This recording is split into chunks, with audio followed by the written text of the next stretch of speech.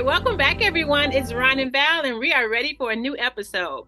We are closing in on the end part of letter number three. Hi, Ron. How are you? How was your week? Hey Val, it's been a very interesting week, but challenging, and I guess that's good for us. We're learning lessons by being challenged, so it's been a good week.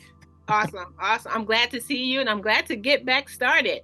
Okay, well, we talked a lot of things about the coming up to the crucifixion, and how he felt with Passover and things like that, and the significance of his remembrance for the bread and wine and what he truly meant with that one. And finally, now he's kind of closing out saying that, uh, don't worry about my death. It happened. It was a wondrous release. And I think that's pretty much where we left off last time. Uh, Christ is saying when he finally died on the cross and his spirit withdrew from the tortured body, he was lifted to the ineffable and radiant light. He was enclosed in the warmth and comfort of love, such that he had never experienced before. He had a sensation of enveloping praise, a powerful assurance of work well done, of ecstasy in universal strength to continue the work, and the joy in the rapture, which is far beyond any that the earthly condition could ever know. Sounds like somebody that I've heard from near-death experiences right there. Right? He Wow. said, I moved to a new and wondrously beautiful way of life, but he still descended into consciousness to remain in touch with the people that he left behind. He was able to show himself to those who were sufficiently sensitive to be able to see him. However, he said the story of Thomas, who supposedly fingered his wounds, is nonsense. So go figure. Uh, Something else as far as like the rising of his body, he said here, my disciples did not know that he had secretly arranged with Joseph of Arimathea, who was his uncle, by the way, to take his body to an unused tomb after his death. And there he would get it anointed according to custom before the sunset. When darkness had fallen and the Sabbath was observed, he was assisted, Joseph that was, assisted by two mounted trustworthy servants, and they took his body secretly at night and out of sight to the mountainside where there was a cave that Christ used to meditate in.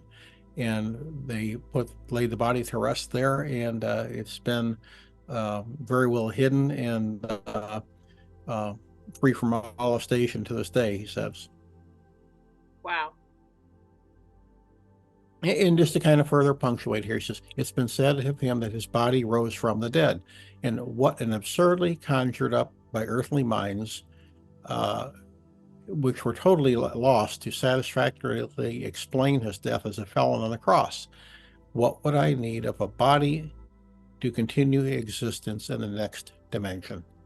How could such a ridiculous myth persist even to the 21st century?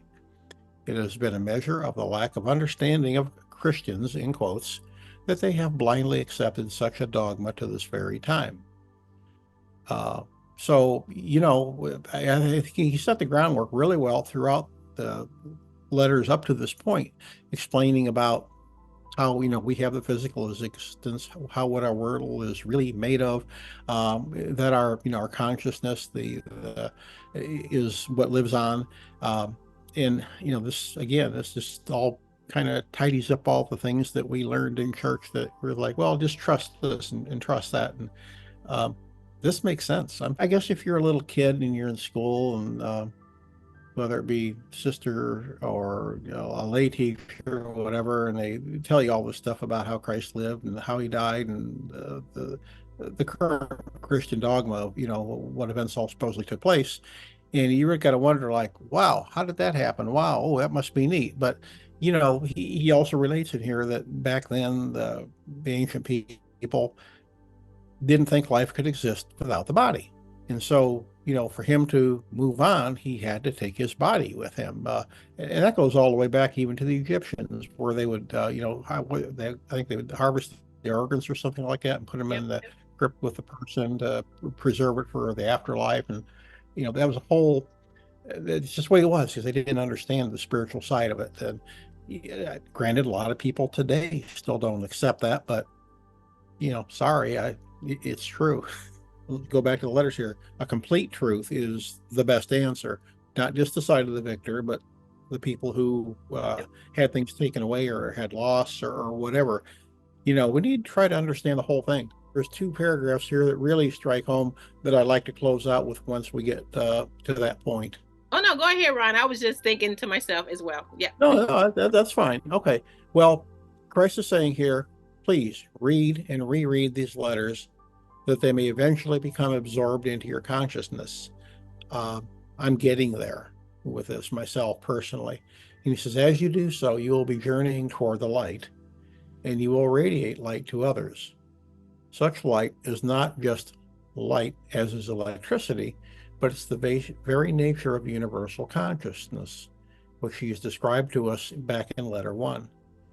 And as the steps are taken to introduce these letters to the outside world, there will be exactly the same recriminations, the same condemnations, the same talk of Satan, the devil, as there was when he first taught in Palestine. But take heart, pray for courage, because those who endure to the end will rise above the turmoil and violence and will rest in the peace and joy of the kingdom. That was the perfect ending, Ron. Thank you, guys. We are still in the month of May, so I hope you guys have a wonderful week, wonderful upcoming holidays. Drop a comment down below how you will be celebrating Memorial Day, how far you've come along in reading the letters, any opinion, and again, share this video with someone you think that, would like to read more, learn more, or just open to it. Thank you, Val. That's great. And everybody, thanks for watching, and we'll catch you next time.